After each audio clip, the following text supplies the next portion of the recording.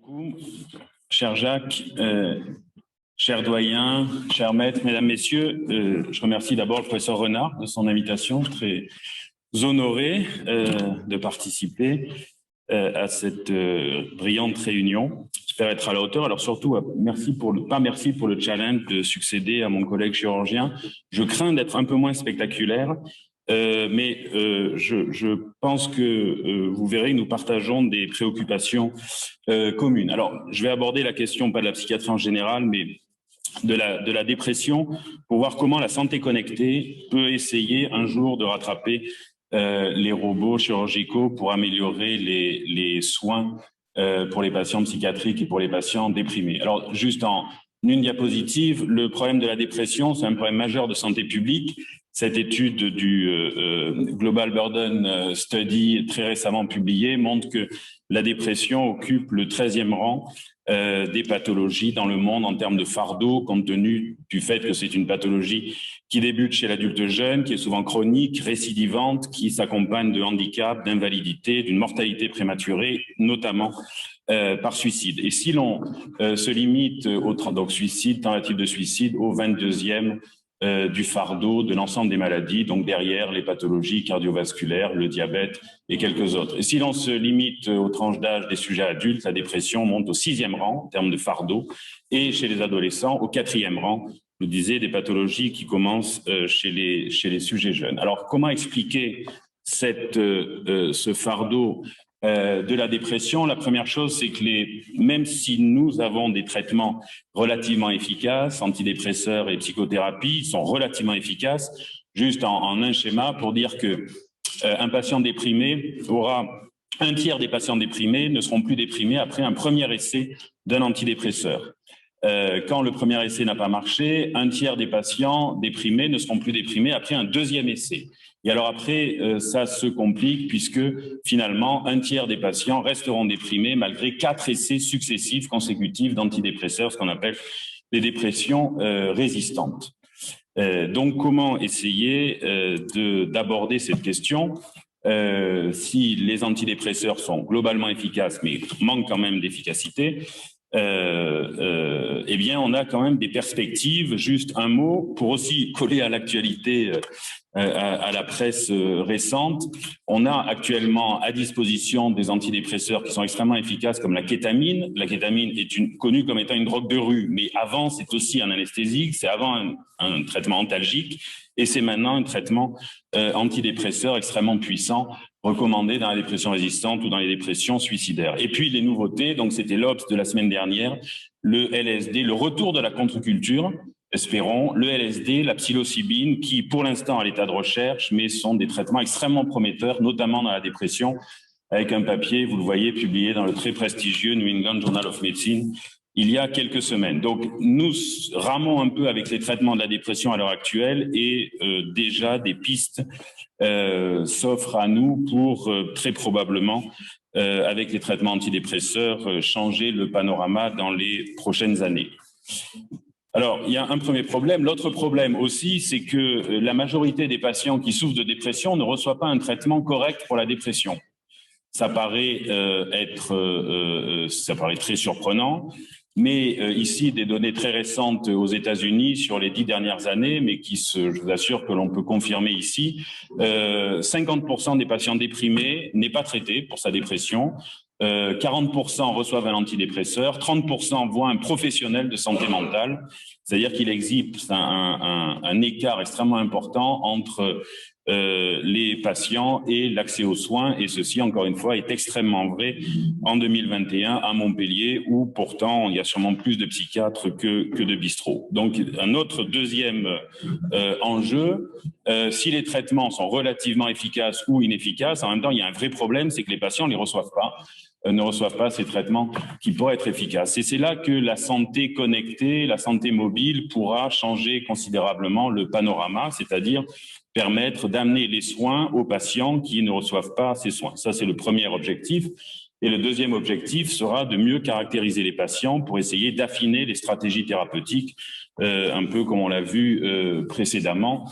Je y reviendrai. Alors, évidemment, tout ceci peut être résumé par le psychiatre de poche, dans la poche, de façon à toujours être en contact avec les soins.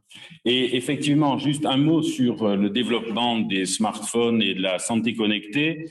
Ce graphe, bon, vous voyez des courbes qui montent là aussi. Alors, ce ne sont pas des actions.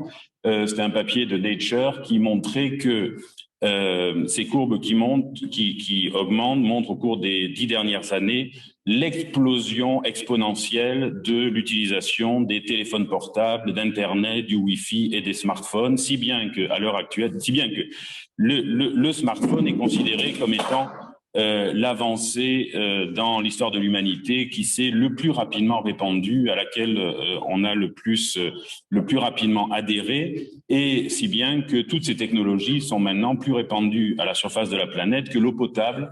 Et il est intriguant, enfin il est même peut-être rassurant de voir l'explosion des smartphones et d'Internet dans les pays extrêmement pauvres qui, là, pour le coup, n'ont pas accès à l'eau potable. Le deuxième enseignement, c'est que ceci n'est pas virtuel, l'utilisation des smartphones pour les patients, et que la fracture numérique se réduit. Cette courbe, là aussi, illustre l'utilisation des smartphones par des patients souffrant d'une pathologie psychiatrique la plus sévère, de schizophrénie, dont on aurait pu penser qu'ils utilisaient moins ce type de technologie. Eh bien, l'écart s'est considérablement réduit et ils utilisent ces technologies maintenant de façon équivalente à Monsieur Tout-le-Monde. Et enfin, dernier point, c'est que nombreuses études maintenant qualitatives montrent que les patients et leurs familles utilisent ou ont un intérêt marqué pour l'utilisation des smartphones et des applications smartphones pour gérer les affections mentales et pour essayer d'obtenir ce type d'objectifs que je liste ici, du soutien, des informations, identifier des stratégies pour s'adapter à sa pathologie et éventuellement des alarmes pour les prises de traitement. Donc l'intérêt, en fait, c'est que les smartphones, on en a tous. Vous êtes tous d'accord qu'on les consomme, qu'on l'utilise des milliers de fois par jour, que c'est un outil qui est donc extrêmement disponible, qui n'est pas cher, qui est facile à utiliser, qui permet d'éviter la stigmatisation, parce qu'on peut très bien, je vais en redire un mot, traiter sa dépression sur le smartphone sans que son entourage ne le sache, donc ce qui permet d'éviter cet obstacle important de la stigmatisation qui demeure en psychiatrie. Alors, et à tel point que la pandémie a eu un effet positif, c'est probablement le seul, pour l'avènement, enfin l'explosion de l'utilisation de la télémédecine. On a vu comment dans les hôpitaux, on a pu, après avoir ramé pendant 10 ans, du jour au lendemain, utiliser la télémédecine et les visioconsultations. Et de la même façon, les outils, ces technologies smartphones ont explosé ici. Une illustration d'une étude qu'on a réalisée de suivi d'une cohorte de patients qui avaient une histoire de dépression, donc de Montpellier. On a observé, comme tout le monde dans le monde entier, une prévalence très élevée des idées de suicide. Vous voyez, plus d'un quart présentait des idées de suicide. Cette étude-là, on l'a faite sur tout 2020, mais ça, c'était pendant le premier confinement d'il y a 1 an et demi.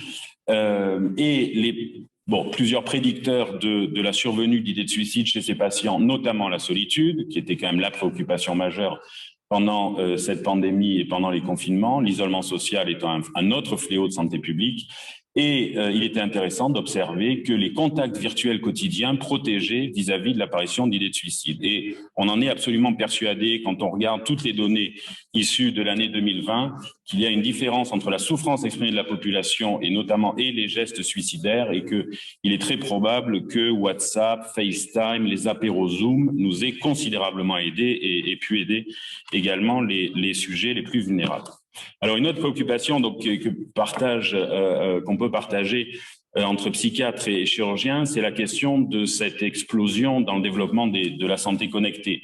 Il existe déjà dans les stores des centaines de milliers d'apps pour la santé, et que le marché numéro 1, c'est la santé mentale, globalement, avec des dizaines de milliers d'apps. Le problème, les challenges auxquels on va faire face dans les années à venir et qu'il faudra régler, c'est que ce développement a été considérablement rapide et il a été beaucoup plus rapide que la réglementation et que les décideurs politiques n'ont pas pu prendre les mesures et réfléchir aux problèmes posés par l'utilisation des outils smartphones aussi vite que ces outils se développaient. Et donc, ça pose des questions à la fois techniques en termes d'interopérabilité, mais également à qui appartiennent les données, qu'est-ce qu'on fait des données avec cette question est-ce que les données en matière de santé permettront d'améliorer la santé ou permettront simplement d'identifier des consommateurs, et qu'il y a des gens qui cherchent à identifier des consommateurs, bien entendu. Une autre problématique est que je vous disais, il existe des dizaines de milliers d'apps sur les stores. Toutes les apps qui sont commercialisées, aucune des apps qui a été commercialisée en psychiatrie n'a été validée scientifiquement. Et réciproquement, tous les chercheurs et les universitaires qui développent des outils, des applications en psychiatrie, en général, cherchent à les valider scientifiquement et médicalement, mais par contre, mettent beaucoup plus de temps que les développements commerciaux et souvent font des outils qui sont beaucoup moins agréables, beaucoup moins user-friendly. Donc, un outil valide médicalement, mais qui n'est pas utilisé parce qu'il est pénible et il n'aura pas beaucoup d'intérêt. Donc, comment essayer de rejoindre ces deux problématiques? Et la problématique, elle s'est posée notamment quand ce gars s'appelle Tom Insel, il était le directeur de l'Institut mental de santé, de l'Institut de santé mentale aux États-Unis, donc monsieur puissant dans la psychiatrie et dans la recherche en psychiatrie aux États-Unis pendant de nombreuses années. Et puis, un coup de tonnerre, il a quitté le NIMH pour aller travailler chez Google sur la santé connectée avant de créer sa propre entreprise Mindstrong visant à développer la santé connectée. Donc ceci, pour rejoindre les préoccupations de Google, peut aussi nous indiquer que si en psychiatrie l'industrie pharmaceutique se désinvestit à l'heure actuelle considérablement, peut-être que l'avenir sera le relais pris par Google et ce type d'entreprise. Et enfin, une dernière préoccupation, évidemment les psychiatres sont inquiets, même s'il est évident, je vais en montrer quelques exemples, que la psychiatrie que le monde de la médecine va changer considérablement avec la santé connectée et notamment la psychiatrie. On a un avantage par rapport à la chirurgie, c'est qu'on est tout le temps on peut toujours être à distance des patients puisque on ne touche pas les patients en psychiatrie. En tout cas, on en a moins besoin pour notre examen. Donc la question qui peut se poser, c'est est-ce que ces outils connectés vont remplacer les psychiatres, psychologues et psychothérapeutes? Ça, c'est une appréhension qu'ont ces professionnels de santé mentale. Ce n'est pas l'objectif, mais si on réfléchit 3 secondes, il est évident que tout quelque chose qui peut être remplacé par une app doit être remplacé par cette app. Si le médecin ou le psychothérapeute n'apporte pas plus qu'un simple outil dans un smartphone, on est d'accord qu'il n'y a rien à gagner à le conserver. Donc l'objectif n'est pas celui-là, c'est pas une compétition de compétences, comment la santé connectée pourra nous apporter un plus. Alors je le disais, qu'est-ce qu'elle nous apporte déjà? Je disais l'accès aux psychothérapies qui est revendiqué. Les psychothérapies sont pour de nombreuses d'entre elles utiles dans de nombreuses pathologies. Le problème, c'est qu'il est difficile d'accéder aux psychiatres. À l'heure actuelle, à Montpellier, il n'y a plus un psychiatre qui prend un nouveau patient. Un vrai problème. Les remboursements des psychothérapies n'existent pas encore en France. C'est un vrai sujet pour le ministère à court terme, mais enfin, on attend encore le remboursement des psychothérapies par les psychologues. Et puis, persiste cette question de la stigmatisation. Pour vaincre ces obstacles, se sont développés au cours des 10 dernières années les e-psychothérapies, les psychothérapies par Internet, qui évidemment sont de moindre coût, qui permettent un accès facilité. Et une grosse littérature scientifique montre que, notamment pour les thérapies cognitivo-comportementales, qui est un type de psychothérapie qui peut se valider scientifiquement, eh bien, ces thérapies cognitivo-comportementales par Internet sont aussi efficaces que ces psychothérapies face aux thérapeutes. Et que parfois, il faut quand même avoir une supervision ou qu'elle soit guidée par un thérapeute qui intervient de temps en temps, même à distance. Et à tel point que les pays européens pragmatiques ont développé dans la pratique courante l'utilisation des psychothérapies par Internet. C'est le cas de l'Angleterre, évidemment, pour le pragmatisme, mais également d'autres. Alors, Internet, c'est bien, mais le smartphone, c'est encore mieux parce qu'on est toujours présent, on a toujours à côté de soi, ou dans sa poche ou dans sa main, son smartphone. Donc, c'est comment est-ce qu'on peut utiliser les smartphones pour des psychothérapies? Un papier extrêmement récent qui vient de sortir dans le JAMA et aussi pour faire plaisir au professeur Renard, sont des patients, donc un essai randomisé contrôlé, le gold standard des études d'intervention dans la médecine, des patients présentant des pathologies cardio-métaboliques, qui sont des patients qui sont à haut risque de dépression et en plus les deux pathologies s'entretenant et s'aggravant. Des patients randomisés, tout ça. L'intervention, c'était une application smartphone d'un type de psychothérapie qu'on propose en routine quotidienne, d'activation comportementale chez ces patients, versus les soins habituels. Et à 3 mois, les sujets qui avaient utilisé l'application étaient moins déprimés que les sujets qui n'avaient pas utilisé l'application. Ce qui est extrêmement intéressant, c'est que ceci s'applique à des patients de la pratique réelle, des patients qui ont des maladies chroniques chez lesquels on observe souvent une dépression et vice-versa, premièrement. Deuxièmement, cette étude a été réalisée à Lima et à São Paulo, Pérou et Brésil. Et ça, c'est l'intérêt, puisque ce sont évidemment des pays qui n'ont pas les mêmes ressources en termes de soins psychiatriques que l'on peut avoir aux États-Unis ou en Europe occidentale.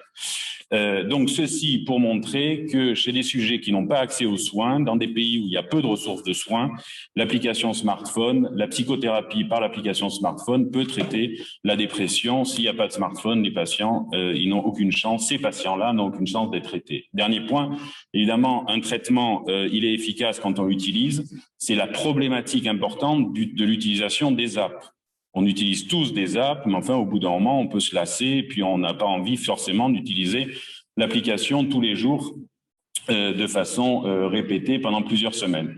Et donc ici, il a été montré que dans la cohorte de Lima, au Pérou, il y avait 92% d'adhésion, et la différence avec la cohorte brésilienne, c'est que là, il y avait un soutien infirmier qui était incitatif et qui augmentait la motivation pour utiliser l'application smartphone. Donc ça, c'est le premier gros intérêt, c'est d'apporter les soins aux patients qui ne reçoivent pas de soins sinon. Donc on peut mettre des psychothérapies, je montrais juste un exemple, il y en a plein d'autres. On peut mettre des psychothérapies et contrairement à ce que je disais initialement, on peut arriver à valider ce type de stratégie. Encore faut-il ensuite que l'application soit sur les stores pour que les bonnes applications soient utilisées par les patients. Le deuxième enjeu, c'est celui de l'intérêt technique du smartphone pour mieux caractériser les patients, pour mieux évaluer les patients. Je disais, les traitements déjà disponibles ont une efficacité relative, comme tous les traitements dans toutes les maladies, je pense. Et donc, la question qui se pose peut-être, comment améliorer l'efficacité des stratégies thérapeutiques, c'est-à-dire que pour l'instant, nous traitons des patients moyens. Les antidépresseurs en moyenne marchent, donc ce patient devant moi, il est déprimé, je vais lui donner un antidépresseur. Sauf que les patients ne sont pas des patients moyens, que chaque patient est différent sur le plan biologique, environnemental, de son style de vie, de son histoire, de sa maladie, de la symptomatologie, etc. Et ça, c'est le domaine de la médecine de précision qui vise à caractériser sur le plan génétique, épigénétique, environnemental, style de vie et clinique tous ces éléments pour un patient donné, permettant de constituer une empreinte digitale, un phénotype digital très spécifique, enfin digital et pas que, et aussi génomique, etc., qui permettra de dire, c'est chez ce patient donné, à cet instant donné, il faudra ce traitement-là et pas le traitement moyen qui a été utilisé chez tout le monde. Et dans ce cadre-là,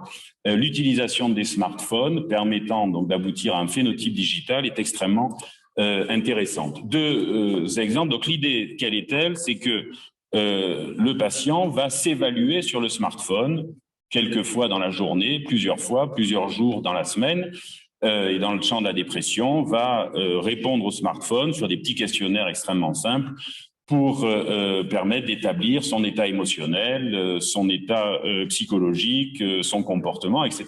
Et un exemple ici avec deux patients. Ici, les patients devaient évaluer la sévérité de leur dépression le matin et le soir, et on peut voir des fluctuations extrêmement importantes entre le matin et le soir sur le score de dépression, même patient, et puis d'un jour à l'autre. Vous voyez, ces fluctuations sont relativement importantes. Et alors ensuite, les points indiquent l'évaluation par le psychiatre. Et on peut voir, il y a quand même une sacrée discordance entre l'évaluation du psychiatre, notamment ici, et l'évaluation du patient dans son smartphone. Si bien qu'à 2 et à 4 semaines, le psychiatre peut dire, ben, finalement, le patient, il est très déprimé, ça ne bouge pas, et donc il répond pas au traitement. Alors que l'évaluation l'évaluation du patient dans le smartphone est totalement différente. Bon, heureusement, ceci converge à 6 semaines. Il faut dire qu'a été rapporté il y a déjà facilement plus de 10 ans que les patients, en général, pas uniquement en psychiatrie, mais en médecine, font plus confiance à leur smartphone qu'à leur médecin, racontent plus la vérité au téléphone qu'ils ne la racontent à leur médecin. Pas qu'en psychiatrie, on peut le comprendre pour la psychiatrie, mais pas que. Alors, on peut évaluer, donc l'idée est celle-ci, juste pour terminer une précision, l'idée c'est que quand quand un psychiatre voit un patient, il évalue le patient, comment allez-vous depuis une semaine, depuis la dernière consultation, etc. Donc, de façon rétrospective, intenter une évaluation rétrospective qui est considérablement biaisée pour plein de raisons, et notamment dans la dépression, puisqu'un patient déprimé ne rapporte que des souvenirs douloureux. Donc, l'évaluation est biaisée, d'où l'intérêt de réaliser ces évaluations avec le smartphone, qui sont en temps réel, instantanées, de façon prospective, et quand le patient est dans son milieu naturel, c'est-à-dire en conditions écologiques et pas en consultation ou au laboratoire. On peut également observer, dans ce qui nous intéresse davantage, sur lequel on travaille avec ce genre d'outils, la question des idées de suicide. Les idées de suicide sont le préalable à la possibilité d'un geste suicidaire, donc elles sont capitales à détecter. Le problème, c'est que idée de suicide un jour ne signifie pas idée de suicide toujours, et donc quand on voit un patient qui a des idées de suicide, on ne sait pas comment elles vont évoluer, et quand il n'a pas d'idée de suicide, on ne sait pas si quelques jours après ou quelques heures après, il peut en avoir. Et les évaluations écologiques instantanées grâce au smartphone peuvent montrer plusieurs patterns d'idées de suicide, des patients ici qui ont des idées de suicide qui fluctuent considérablement d'un jour à l'autre, et d'autres qui ont des patterns très stables, d'idées de suicide élevées mais très stables. Et en fonction du type de pattern comme ça que l'on peut évaluer, on pourrait proposer des stratégies personnalisées. Lorsque les idées de suicide sont très variables et réagissent aux facteurs de stress, on peut proposer des stratégies de régulation des émotions. Lorsque le patient a des idées de suicide qui sont élevées et stables, on peut proposer des thérapies cognitives ou un antidépresseur, donc des stratégies thérapeutiques de prévention qui n'ont rien à voir. Évidemment, ce champ se développe considérablement. On peut être lassé de répondre comment on va à son smartphone. Et donc, on peut récupérer les données recueillies par le smartphone de façon passive. Le smartphone connaît beaucoup de choses sur nous et on peut recueillir ces informations en temps réel. Les bracelets connectés, les sportifs le connaissent, la fréquence cardiaque, le CG, etc. Comment on tape sur un clavier, la géolocalisation, le nombre de mouvements, le nombre de pas, etc. Et puis, un smartphone sert parfois aussi à téléphoner, et donc on peut mesurer les contacts sociaux des individus. Est-ce qu'on téléphone, est-ce qu'on passe des appels, est-ce qu'on en reçoit, est-ce qu'on envoie des SMS, est-ce qu'on en reçoit, et quand, le jour, la nuit, donc comment on dort, et ceci est vrai pour les mails, pour les réseaux sociaux, etc. Et pour vous inquiéter un peu plus, pour dire que des travaux montrent qu'à partir de l'utilisation de Facebook, Twitter et Instagram, on améliore les capacités à l'heure actuelle de détection de la dépression en fonction de l'utilisation, en fonction des contenus des messages sur Facebook ou Twitter. Il y a quand même une bonne nouvelle avec les réseaux sociaux qui sont beaucoup décriés surtout depuis un an, c'est que les réseaux sociaux sont sociaux. Et il a été montré dans cette étude qui date d'il y a 5 ans, on a l'impression que c'est un siècle, que quand plus on se fait des amis sur Facebook, plus on est protégé du risque suicidaire. Pas plus on veut des amis sur Facebook, parce que alors ça c'est pire, vouloir des amis et de pas s'en faire, mais quand on se fait des amis, donc quand on est plus connecté socialement, y compris virtuellement, on peut être protégé, notamment vis-à-vis du risque de suicide. Et pour terminer, donc on développe à l'heure actuelle dans l'équipe, ici avec un certain nombre de soutiens institutionnels et de mécènes, 2 apps de prévention du suicide, une qui est la première qu'on a créée qui s'appelle Emma, et on vient de créer une deuxième, la version adolescent, parce qu'il faut aussi s'adapter au public en termes de contenu et en termes de design et d'ergonomie, une deuxième qui s'appelle Bae, donc 2 apps qui fonctionnent de la même façon. Le premier objectif, l'évaluation écologique instantanée, avec pour objectif de détecter en temps réel la survenue d'une crise suicidaire. La question, c'est pas si le patient est suicidaire quand il est en consultation, c'est s'il est suicidaire quand il est dans son milieu naturel soumis à des facteurs de stress. L'objectif, le pari, ça serait de construire un algorithme prédictif qui, sur la base de toutes ces données recueillies par le smartphone, indique la possibilité de survenue d'une crise suicidaire et de façon à proposer ce qu'on appelle une intervention écologique instantanée, c'est-à-dire au moment où le patient est le plus suicidaire, le smartphone offre des interventions de prévention du type de celle-ci, qu'on appelle un plan de sécurité, c'est-à-dire que le smartphone permet de proposer un certain nombre de stratégies qui permettent au patient qui devient suicidaire de pouvoir se distraire, de pouvoir changer ses idées et de pouvoir contacter éventuellement ses proches et à la fin de pouvoir appeler le SAMU si vraiment il n'y a pas d'autres ressources, mais l'objectif est de fournir des interventions psychothérapiques permettant de prévenir une crise suicidaire qui aura été détectée donc grâce à cet outil smartphone. Je vous remercie.